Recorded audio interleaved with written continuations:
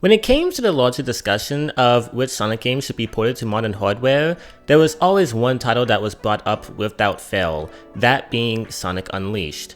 As many of you are aware, for years and years and years, Unleashed was largely inaccessible to a large group of people. If you did not have a Xbox console or one of the native consoles that the game launched with, you were kind of boned when it came to playing Unleashed. Now, there were workarounds with stuff like Xenia emulation, but that was a little tricky to set up and required a decent laptop or PC. People were so desperate to play this game that they would even resort to strategies such as just porting all the daytime stages to Generations. That's how beloved Unleashed is and how much so many people wanted to play it. Which is why we continuously begged Sega to just remaster the game or port it or something, remake, just make it available. At least that was the conversation before. But now we have something that we did not in these past few years, that being Sonic Unleashed Recompiled. A fan-made port that is pretty much perfect in every single way, guaranteeing smooth performance, multiple accessibility settings, mod support, and so much more. Because of Unleashed Recompiled, I've seen a lot of people saying that we really don't have to worry about Unleashed getting a remake or a remaster in the future. And this is true to a certain extent. However, I think there is another conversation worth having regarding the pros and cons of a Unleashed remake. An official one. But before we continue, if you do end up liking this video, please leave a like button and subscribe for future Sonic content like this. Without further ado, let's begin. So the first issue I want to tap into is accessibility. Now, some of you are already saying, well, Wyman, what do you mean accessibility? Unleashed Recompiled is extremely easy to set up, works well on a lot of low-end devices, and pretty much anyone can install and play it. And yes, this is true for PC players. But something a lot of people don't really think about or consider is the console players, or in this case, the console peasants. That wasn't funny.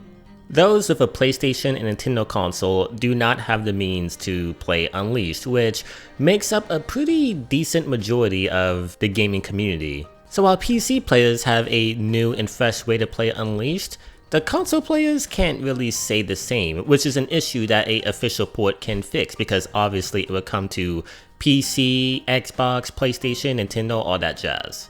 Not only that, but there can also be several benefits to a PC port, that being Steam compatibility.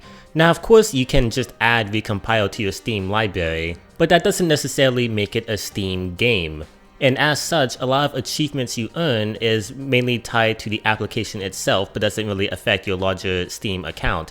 And of course, there's like little tiny things like trading cards, etc. that you wouldn't be able to get. And another thing I want to bring up too is while Unleashed Recompiled is very easy to set up, there are a decent amount of people who have no idea how to like extract ISO files or manage folders, make sure everything's in the right spot. Like there are some people who are just not tech savvy enough to like set up Unleashed, which is an issue that having it on Steam could fix because Steam is just a simple, purchase it, install it, it's on your computer.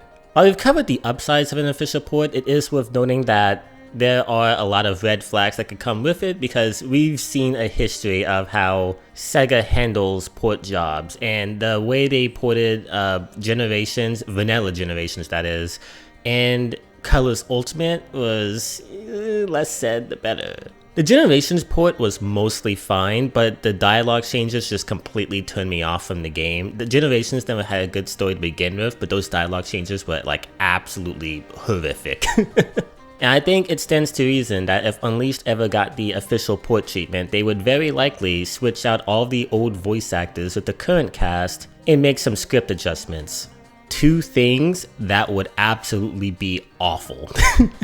As some of you know, I do not really vibe with the modern English cast, and I just, the Unleashed script is perfect the way it is, so any adjustments made by Ian Flynn would just not do well. I'm not going to say the game could likely have a lot of bugs because surprisingly Sonic X Shadow Generations was a very polished experience, and Sonic Team seems to be adapting and escaping the stigma of Sonic games being super unplayable glitchy messes. But that is a possibility as well that should be pointed out. The game, like this new port, an official hypothetical port, could release and not really be as fine-tuned as it could be, and the game would almost certainly be overpriced.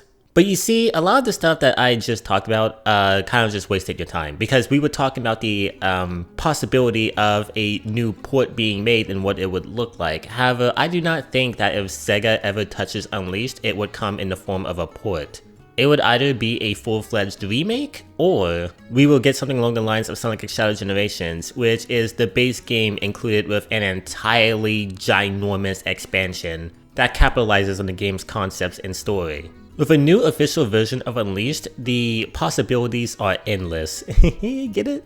We could be seeing entirely new levels, entirely new environments, more customization changes, entirely new story expansions.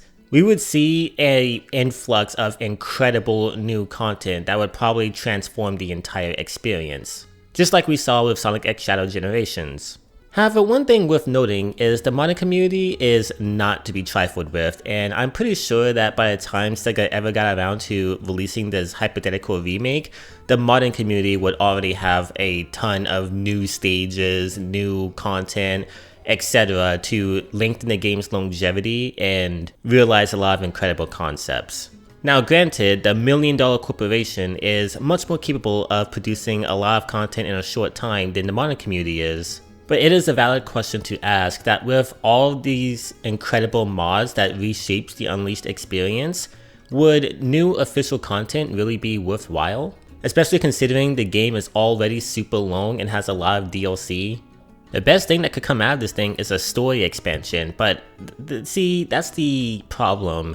What would the story expansion even be? It would presumably be following another character, like while the Earth is scattered into pieces, but I just don't know like what story would be worth telling with this concept.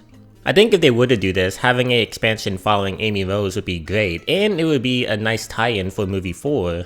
It just makes sense because, you know, Amy, like everyone loves playing as her. We see her in the game in a lot of these various areas, but we don't necessarily follow her story or what she's doing. Having an Amy expansion could actually be a really good idea.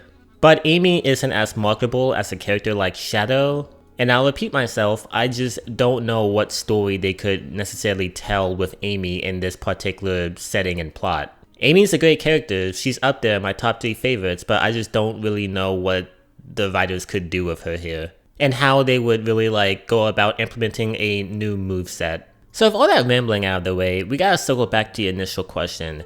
Should Unleashed still get remade? I mean, well, there would definitely be a lot of benefits to an official revamped version of the game. Do we really even need it? And the answer to that question is, of course not. But that doesn't mean it shouldn't exist. You see, regardless of if a new Unleashed remaster, remake, port, whatever you want to call it, is good or not, it won't really change anything because Recompiled isn't going anywhere. So we'll always have that superior option in mind. And plus, Unleashed Recompiled being such a great experience could probably motivate Sonic Team to making a version of the game that's even better and worthwhile of an actual purchase.